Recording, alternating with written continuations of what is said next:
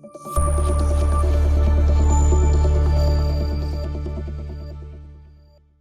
કેમ છો વિદ્યાર્થી મિત્રો, આશા રાખું છું કે સારા હશો। તો આજે આપણે શું જોવાના છીએ તો કે દાખલા નંબર 15 પછી 16 એટલે કે બીજી વિડિયો આવશે દાખલા નંબર 16 ની પછી આપણું ચેપ્ટર પતી જશે। તો આજે આપણે જોવાનું છે ધોરણ 9 ચેપ્ટર બીજું બહુપદીઓ દાખલા નંબર 15 માં સ્વાધ્યાય 2.4 માં દાખલા નંબર 15 માં સ્વાધ્યાય 2.4 માં। તો એમાં આપણે હવે શું કરવાનું છે તો કે નીચે લંબચોરસના ક્ષેત્રફળ દર્શાવેલ છે। તો અહીંયા નીચે લંબચોરસના ક્ષેત્રફળ દર્શાવેલ છે તેની સંભવિત લંબાઈ અને પહોળાઈ શોધો। તો અહીંયા આપણે શું કરવાનું છે તો કે આમાં કઈ ટ્રીક વાપરવાની તો કે આ પહેલી સંખ્યા ને છેલ્લી સંખ્યાનો ગુણાકાર। તો અહીંયા પહેલા આપણે તો 25 ગુણ્યા 12 કરીએ। 25 ગુણ્યા 12 તો આપણને કેટલા મળે 25 ગુણ્યા 12 કરીએ આપણે 25 ગુણ્યા 12 1 પંચાને 5 1 દુ 2 પંચાને 10 વધી પડી 1 2 દૂને 4 ને 1 5 0 0 અને અહીંયા તો કે 0 0 નહીં અહીંયા શું થશે અહીં સરવાળો થશે। હા તો અહીંયા 5 ને 5 10 વધી 1 ને 3 તો અહીંયા આપણને કેટલા મળે તો કે 300। તો 25 ગુણ્યા 12 કરીએ તો આપણને કેટલા મળે તો કે 300। તો હવે એવી સંખ્યા શોધવાની કે જેનો ગુણાકાર કરવાથી આપણને 300 મળે પણ સરવાળો કરવાથી આપણને અહીંયા 35 મળે। સરવાળો કરવાથી આપણને 35 મળે। તો એવી કઈ સંખ્યા છે તો કે 15 ગુણ્યા 20। કેમનું ખબર પડે તો અહીંયા આપણને શું મળે તો કે 300। હવે 300 જોઈને આપણે બી નહીં જવાનું, અહીંયા 300 લખ્યા। હવે આપણે શું કરવાનું કે આ 0 ને હમણાં નહીં ગણવાનું, 30 ગણવાના ખાલી। તો 15 ગુણ્યા 2 કરીએ તો આપણને શું મળે તો કે 30 15 દૂને 30। તો અહીંયા આપણે શું કરવાનું 15 ગુણ્યા 2 અને એના પાછળ 0। તો આપણે અહીંયા 15 ગુણ્યા 20 કરીએ તો અહીંયા આપણને 15 ગુણ્યા 20 કરીશું તો આપણને શું મળશે તો કે 300। અને હવે શું કરવાનું તો કે 15 પ્લસ 20।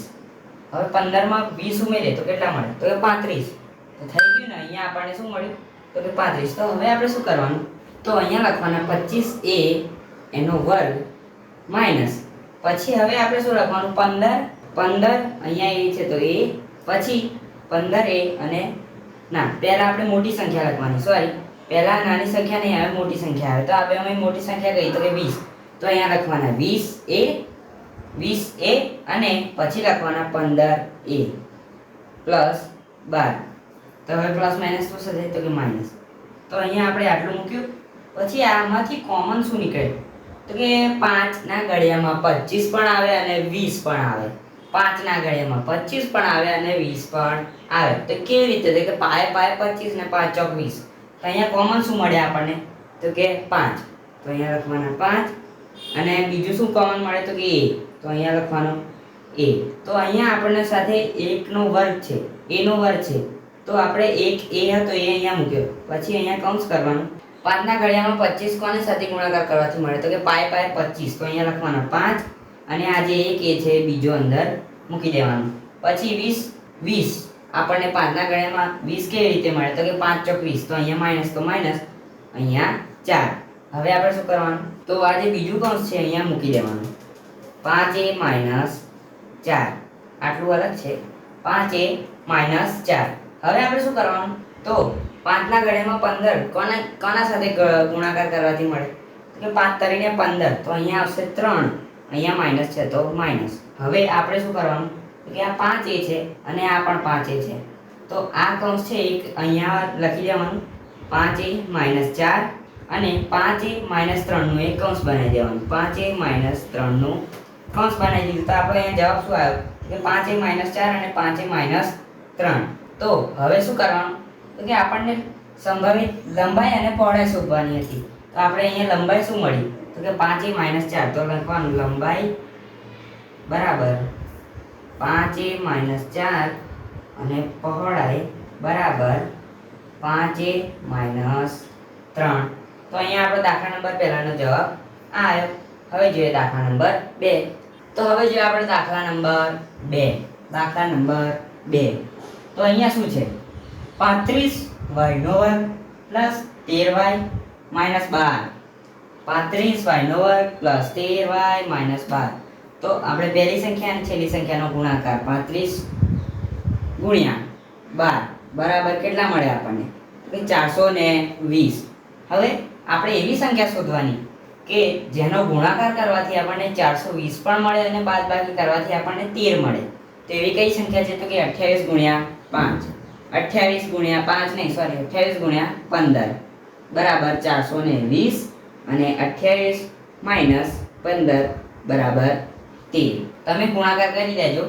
તમારી નોટપોથીમાં તમને જવાબ 420 મળશે અને બાદબાકી કરવાથી તમને જવાબ 13 મળશે.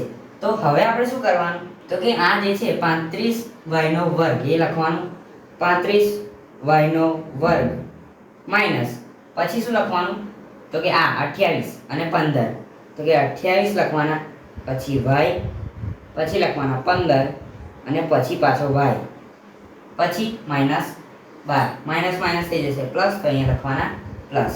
હવે તો કે અહીંયા 35 અને 28 છે. તો કયો એવો ઘડ્યો છે જેના અંદર 35 પણ આવે ને 28 પણ આવે? તો એવો કયો ઘડ્યો છે? તો કે 7. તો કે 7 પંચાને 35, 7 પંચાને 35 ને 7 ચોક 28. તો અહીંયા લખીએ 7y. પછી કૌંસમાં આપણે હવે 7 ના ઘડિયામાં કોના સાથે આપણે ગુણાકાર કરીએ તો આપણને 35 મળે? તો કે 7 પંચાને 35. તો અહીંયા 35y.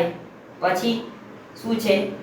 તો કે 28. તો 7 ના ઘોડિયામાં કોના સાથે આપણે ગુણાકાર કરીએ તો આપણને 28 મળે? કે 7 ચોક 28. તો અહીંયા આવી જાય 4. હવે આ જે કૌંસ છે એ અહીંયા મૂકી દેવાનું. 5y minus 4. મોટું કૌંસ થઈ ગયું. 5y માઇનસ 4 અને 15 અને 5. તો 5 ના ઘડિયામાં કોના સાથે આપણે ગુણાકાર કરીએ તો આપણને 15 મળે? તો કે 5 તરીને 15. તો અહીંયા આવશે 3 અને અહીંયા પ્લસ છે તો અહીંયા પ્લસ. હવે આપણે શું કરવાનું? કૌંસ બનાવી દેવાનું. તો અહીંયા 7y છે, ના સોરી 5y છે અને 5y છે, માઇનસ છે, માઇનસ 4 4. તો આ જે કૌંસ છે એકવાર અહીંયા લખી દેવાનું, 5y માઇનસ 4. અને પછી આ જે બીજું કૌંસ છે એ આપણે આવી રીતે બનાવવાનું. અહીંયા છે 7y પ્લસ 3, એનું આપણે એક કૌંસ બનાવી દેવાનું, 7y પ્લસ 3. તો આપણને લંબાઈ શું મળી? અહીંયા લંબાઈ શું મળી? હા, તો અહીંયા આપણને લંબાઈ શું મળી?